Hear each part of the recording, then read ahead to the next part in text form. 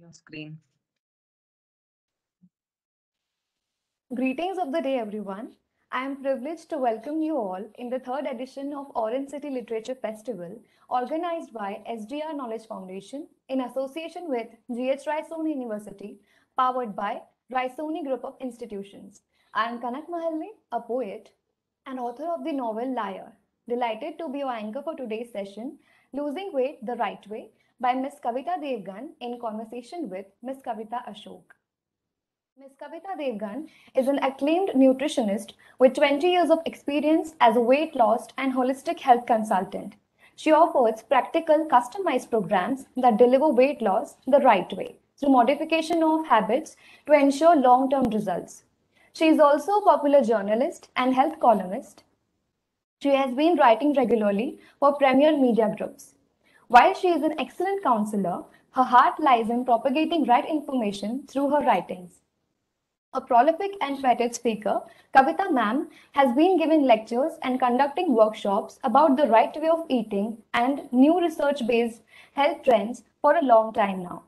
Her previously published books are Don't Diet, 50 Habits of Thin People, Ultimate Grandmother Hacks, Fix It with Food, and recently her fourth book, The Don't Diet Plan, was released. It's an honor to have you with us, Kavita ma'am, and this gets even more delightful when we have Ms. Kavita Ashok ma'am, who will have a conversation with her as a moderator. I once again welcome you, Kavita Devgan ma'am, and welcome you, Kavita Ashok ma'am. Ms. Kavita Ashok comes from a Fauji family and has all the qualities of a Fauji daughter. She has modeling after having two baby girls and did hundreds of campaigns in 15 years. Today, she is the founder of an NGO, Tree for Life, a prominent environmentalist, health activist, and a popular TV panelist. Her columns and blogs appear in many magazines and foreign publications. She is a keynote speaker and an author, looking forward to release her book in 2022. Also, before moving ahead, I would like to take a moment to acknowledge the support of Rupa Publication as their association is valuable to OCLF. Now, my dear audience, you are about to experience a conversation between two dynamic ladies. So without skipping a moment, I humbly invite Ms. Kavita Ashok ma'am to lead us ahead. Thank you so much, and a very, very hearty welcome to everyone who's watching this festival. And I'm truly delighted to be introducing and moderating Kavita Devgan, a very, very dear friend of mine, her fourth book, The Don't Diet Plan. So let's get started.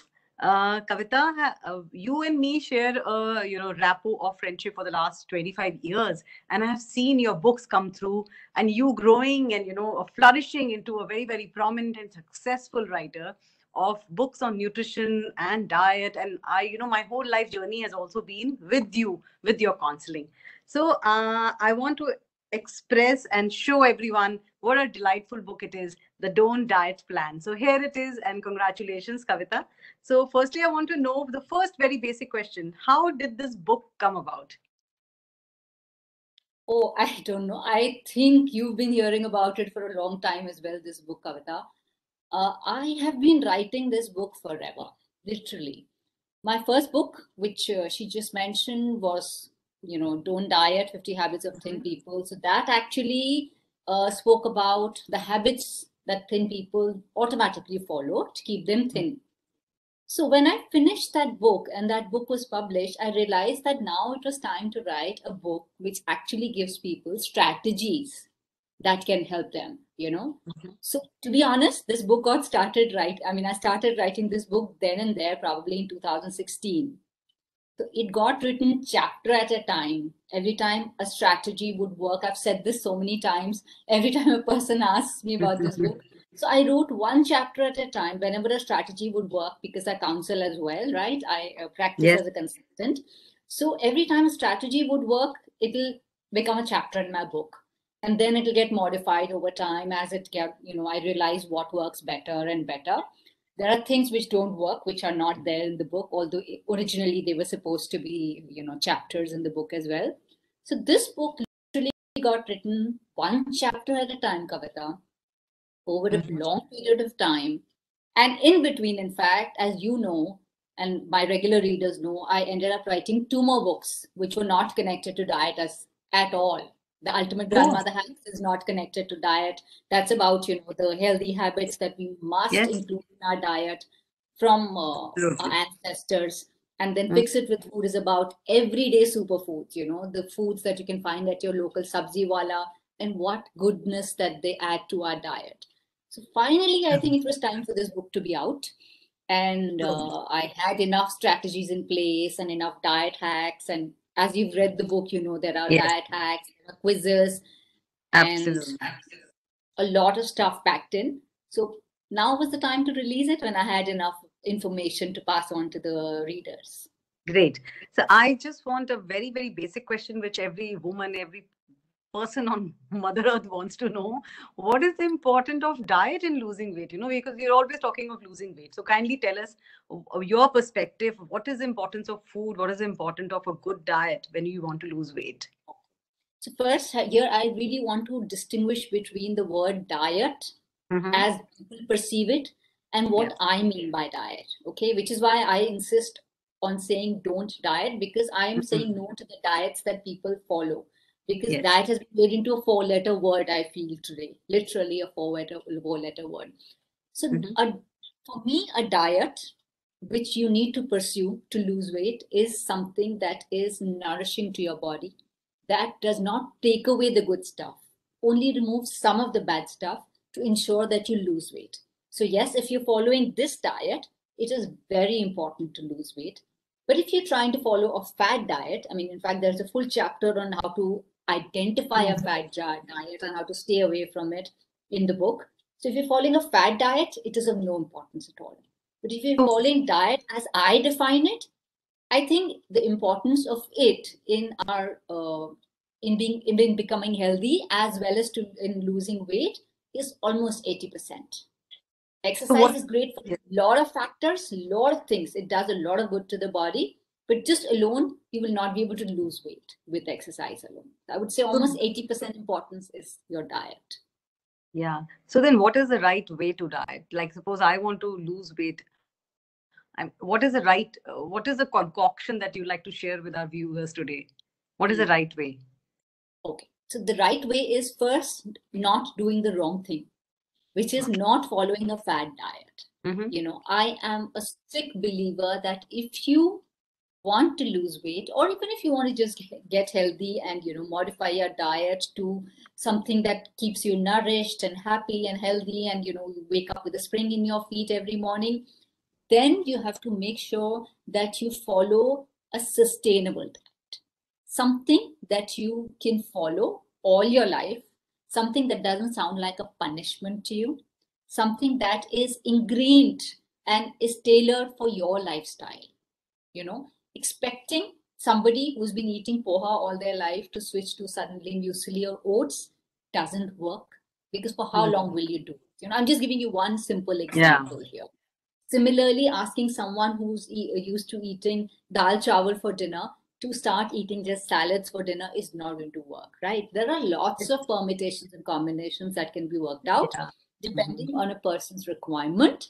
So first rule of diet is that it should make you happy. If it's not making you happy, you will not be able to sustain it for a long period of time. Second, it should suit your lifestyle. It has to suit your lifestyle and your body type. Very, very important.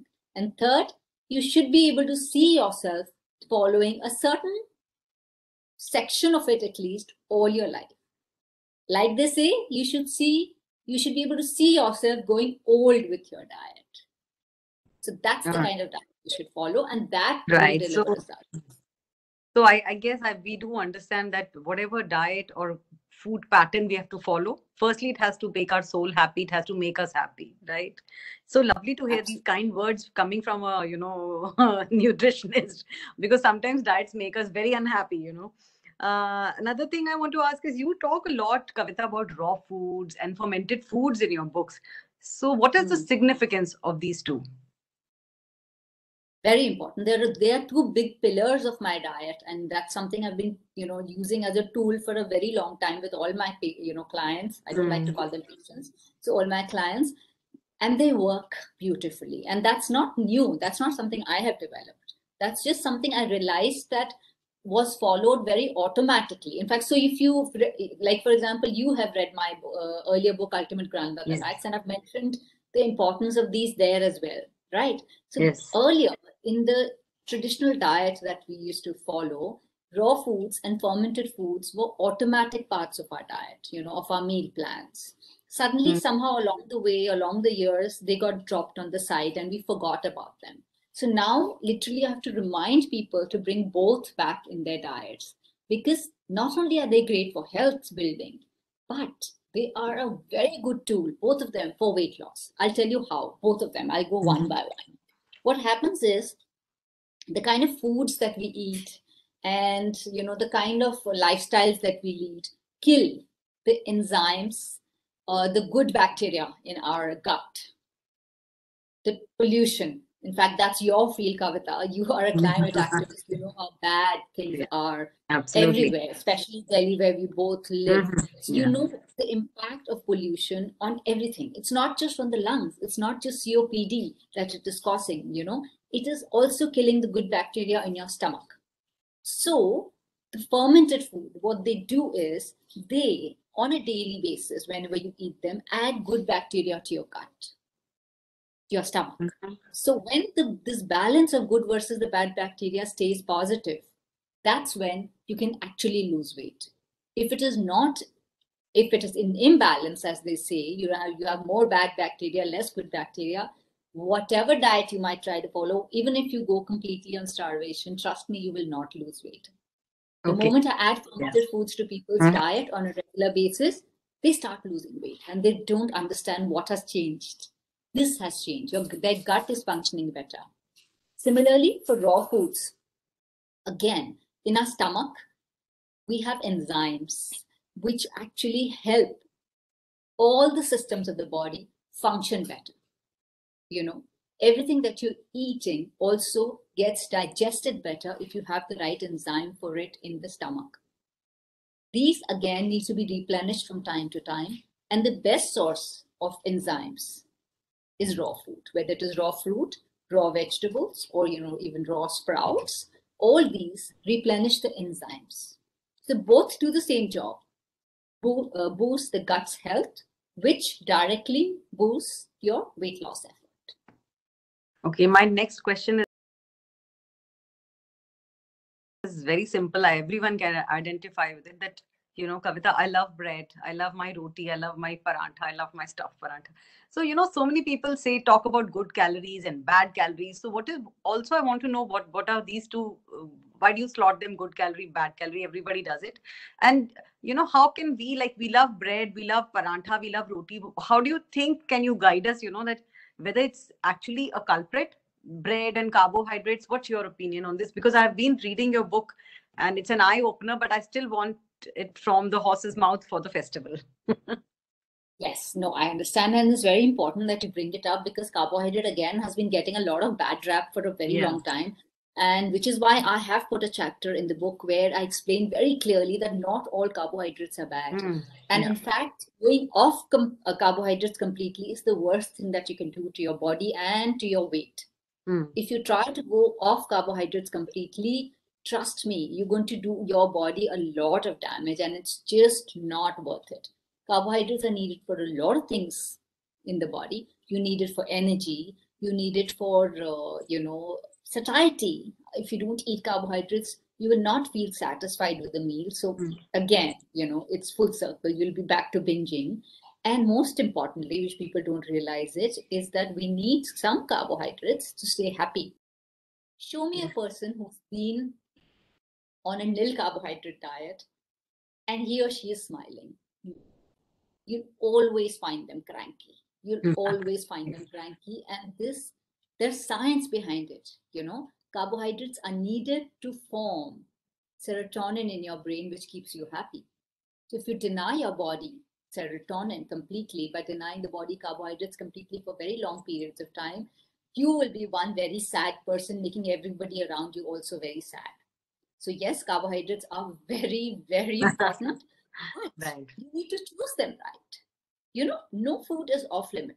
you also know, I always say that nothing is to be banned completely unless there is a very, very solid reason for it. Every food can be had in moderation, and carbohydrates also need to be had in moderation, but you need to choose the good carbs, the carbs that are not refined, the carbs that do not, suddenly increase your sugar in the body, which is stuff like white bread and maida. Once in a while, even these are okay, but not as a habit, right? So you need to choose your carbohydrates very carefully. And as far as good calories and bad calories are concerned, again, I'm not a huge proponent of calorie counting. I don't ask anyone to count their calories. I just follow a very simple principle of increasing the good food in your diet and decreasing the bad food in the diet, adding so much nutrition and nutritious food that the bad food gets crowded out on its own. And that automatically takes care of your calories, is what I've seen. Too much calorie counting is too obsessive, and it is too saddening, and just depresses people and never shows results. Yeah. So again, with calories, you need to choose good calories. If you're looking at a food and you can see that this food is going to do something good to you, it's going to give you maybe some great amount of vitamin A for your eyes. Maybe, if you're having a sweet potato chaat, shakarkandi chaat, everyone says, why? It's a carb. Why are you eating it? But when I look at a shakarkandi chaat, I see a lot of vitamin A that I'm going to be eating.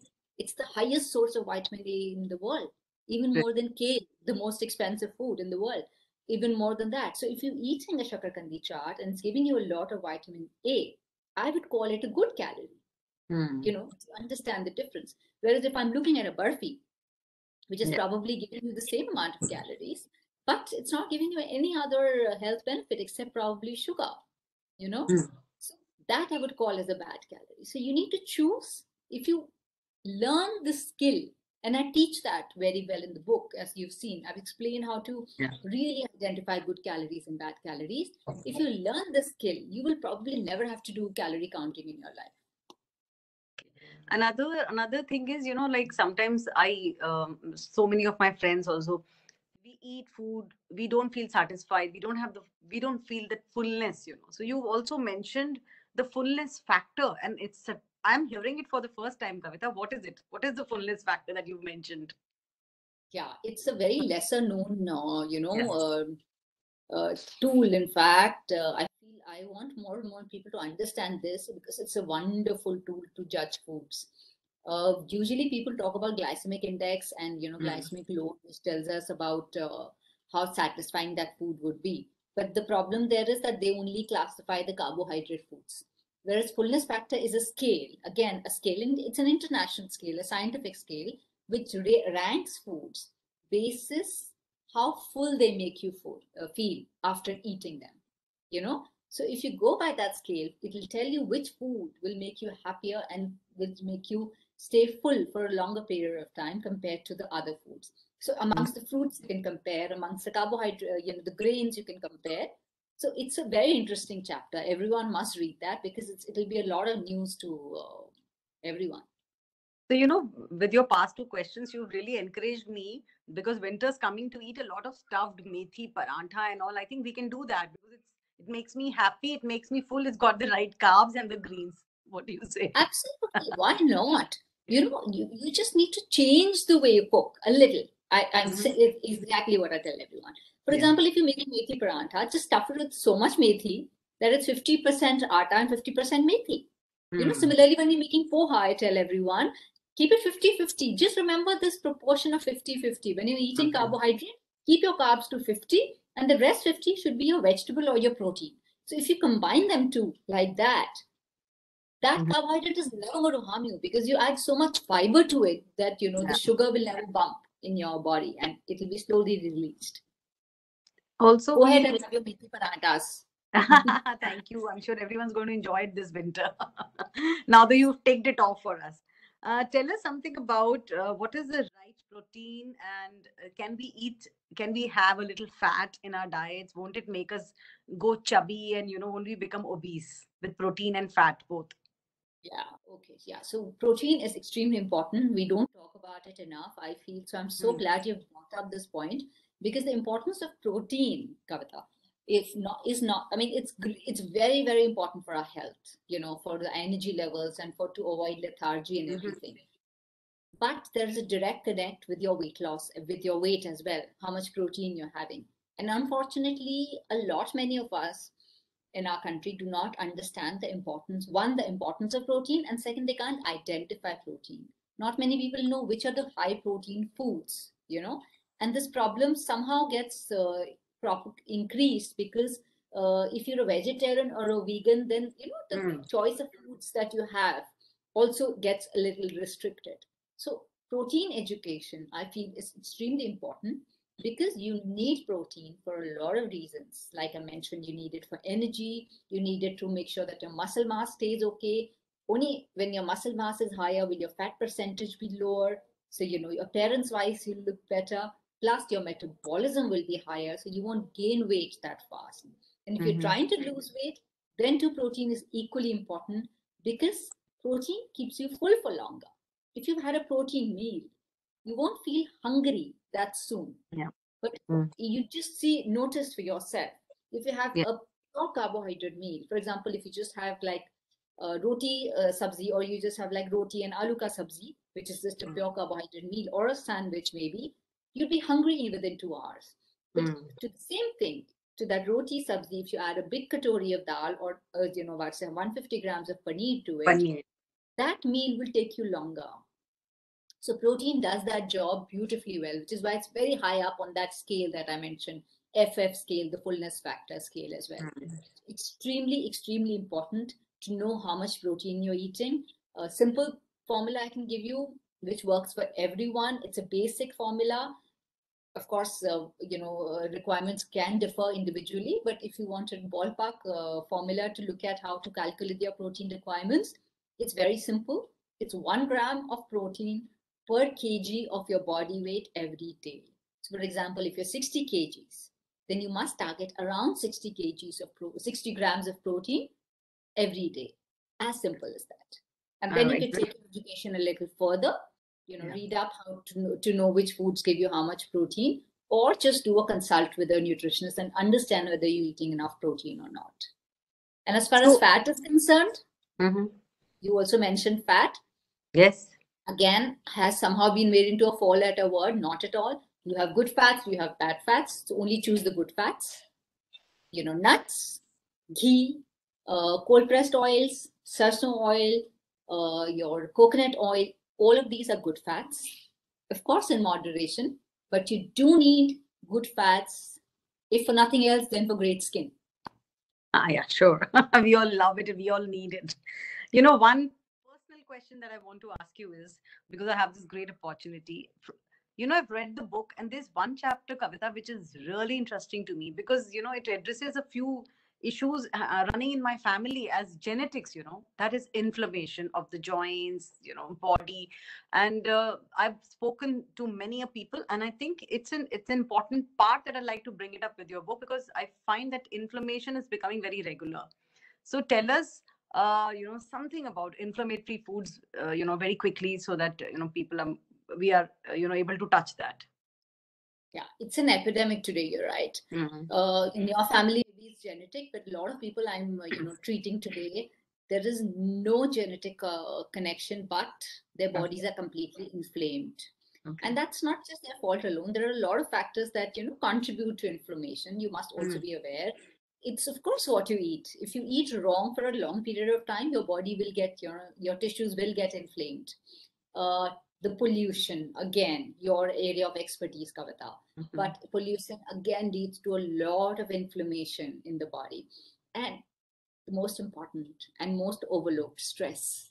The everyday stresses that we face, they inflame your body to such extent that all these rheumatoid arthritis and all are getting so much younger, all the inflammatory disorders. True. This would happen in their 60s, to people in their 60s earlier. And now I see people in their 30s getting it. And I don't know what's going to happen as we progress.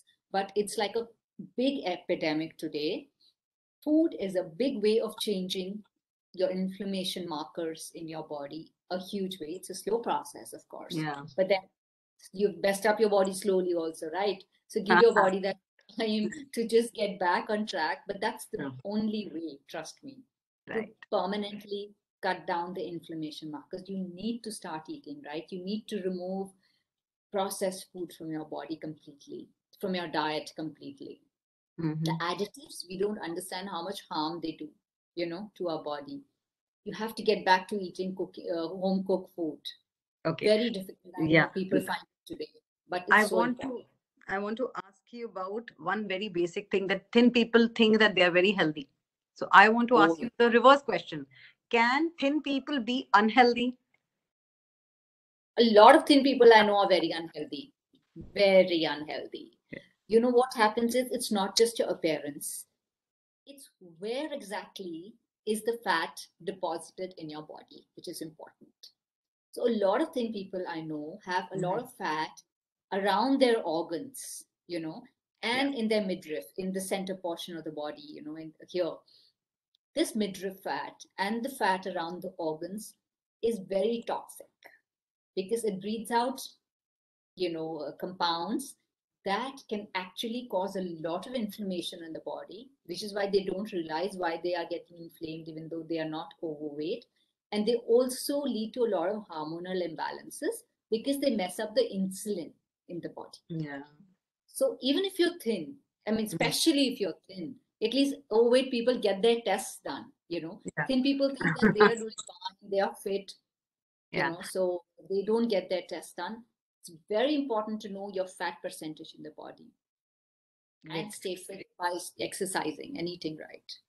Yeah, so that means that it's not the thin and the fat, right? It's not the debate between the thin and the fat. It's about being healthy and unhealthy finally. Absolutely. Even slightly overweight people can be very healthy. Their markers come out perfect when you get their tests done. True.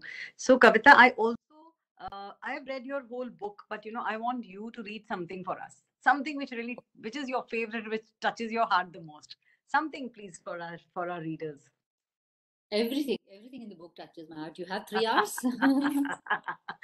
Okay, pick and choose something. Pick and choose something which comes to your mind first, and you think would appeal to everyone. There are chapters there, of course, people, because that will take a lot of time. So I won't read any chapter. For example, I want everyone to read the Mind the Sugar Attack chapter, because that is very important. The amount of sugar we eat as Indians is amazing, crazy. Then there are quizzes there, which I'm sure which will really benefit a lot of people, like, are you on a sugar high? Do you know how to read the labels right? And how to wean refined foods. What I would like to read here is maybe one of the hacks, because I have a lot of these, besides the regular gyan in the chapters, I have a lot of these diet hacks, which are like quick, suggestions that can actually help you quickly lose weight. Okay, so why don't I read, we've already spoken about inflammation, so I'll avoid that one. Let me find another diet hack. This one is a long one, but everyone must read this. Diet hack 4, which is a detox plan. So this is like a full 4-week plan for someone who wants to detox, and who's worried about the inflammation in the body. So that they can do. Okay. Maybe I can read, there is this nice mind diet hack that I'm trying to find, because people don't consider the mind part of it that important. But it is so, okay, I'll read this. Diet hack 8, bust the weight loss plateau, because everyone goes through. God. I was just coming to this advice. You tell us about the weight loss plateau. Very, very, very telepathic. Yeah, everyone faces this. So I'll just quickly read this one for you. Yeah, please. Okay, this is diet hack 8. Okay. For a weight loss plan to hit a plateau is almost a certainty. This happens when the body begins adapting to the diet changes: lower carbs, higher protein, no processed foods, more fiber, and gets accustomed to it, leading to a slowdown of weight, sometimes even an absolute stop. Everyone faces this, I'm sure. So now at this point, you need to get smarter and trick the body to get it to respond again. You may try one of these 7 diets. I've mentioned 7 diets here. First, do a couple of very high protein days and eliminate carbohydrates completely for a few days. Unlimited lean protein mobilizes fat burning and gets the metabolism high up again. So now all these 7 diets that I mentioned here are diets that I've tried with people and they have yielded results. That's the only reason why they're part of this book. Second, do 2 weeks of alkaline eating. Focus on eating alkaline promoting foods like fruits, vegetables, beans, nuts, and seeds, and eliminate acid promoting foods like meat, poultry, fish, dairy, eggs, grains, and alcohol. Third, significantly increase hydration. Double the quantity of water that you normally drink. This helps flush out toxins and improve the digestion. I reminded you to have your water, Kavita. I know. I thought might as well glow listening to you.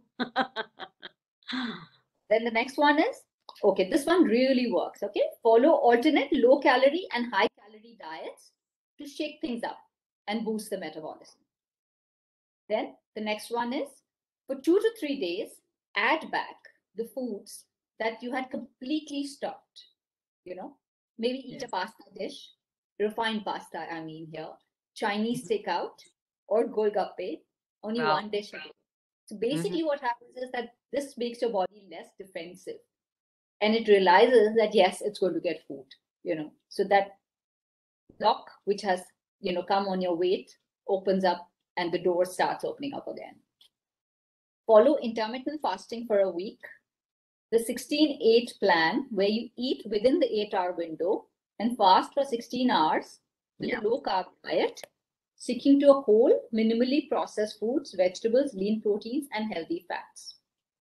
Then last 2 ones, these also work very beautifully. One is have 1 high protein, nil carb, 1 high carb, nil protein, and 1 only fruits and vegetables day. So this is like a 3-day plan. So you do 1 full day of full protein, 1 full day of nil protein, only carbohydrates, and 1 full day of a complete detox, just fruits and vegetables. It works fabulous. If you reach a plateau, try this. And last, I'll just read just one. Up the intake, again, what we've already spoken about, of fermented foods. Eat 3 fermented foods and sprouted foods every day for 3 consecutive days. Choose from lentil and grain sprouts, dhokla, homemade dahi, idli, etc. So all of these work beautifully. So try them out. Fabulous. You know, I just want to ask you one more thing, that after listening to you and all these hacks that and the beautiful combination of food that you've mentioned, I think all of us are going to be less grumpy when we follow this eating pattern. We'll be healthier, less grumpy, because grumpy is a bad thing. Whenever we are on diet, we are like, you know, ready.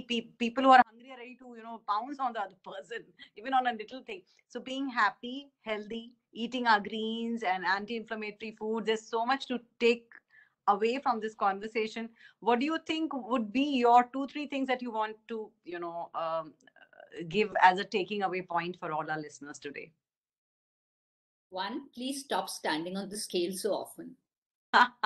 You know, your weight is just one parameter of your health. There are so many other parameters. Focus equally on all of those. Is your skin looking okay? Is your hair doing okay? Is your energy level okay? Is your mood okay? You know, do you feel good about life in general? Are you looking fine? There are so many parameters to focus on. Don't focus on just your weight. That's the first thing. Second, whenever you try to you know, modify your diet, instead of trying to remove foods from your diet, try and add foods, good foods to your diet. For example, try and add 2 to 3 fruits every day to your you know, daily meal plan.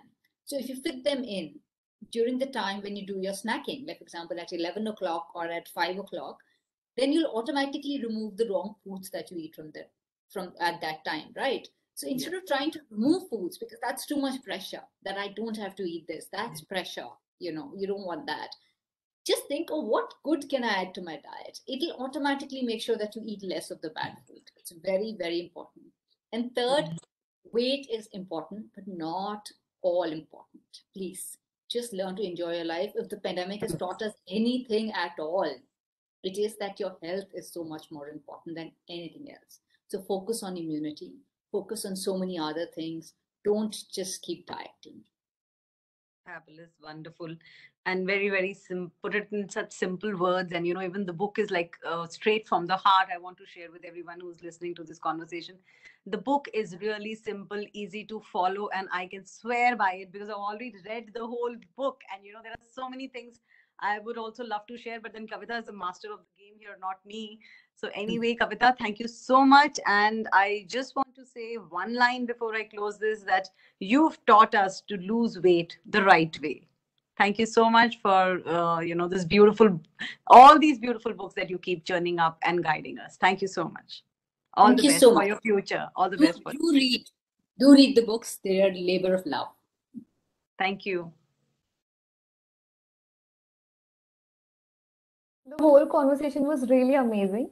But personally, what I felt, you highlighted the importance of immunity, and you trivialized there is a fad of thinness, and everybody is running behind the slim part. So I just love that you expressed that thing in such a great word, and I'm surely gonna read your book because it's truly, truly, truly amazing. So Thank you so much. at the approaching end, I would like to thank Ms. Kavita Devgan and Ms. Kavita Ashok for joining us today. We wish we get to hear you both again and be equally enlightened as we all are today. And for my dear massive audience, I'm sure that after witnessing this wonderful conversation, you all are taking home an enriched version of yourself, just as I will. Thank you for joining us today. Until I see you again, this is Kanak Mahalle signing off.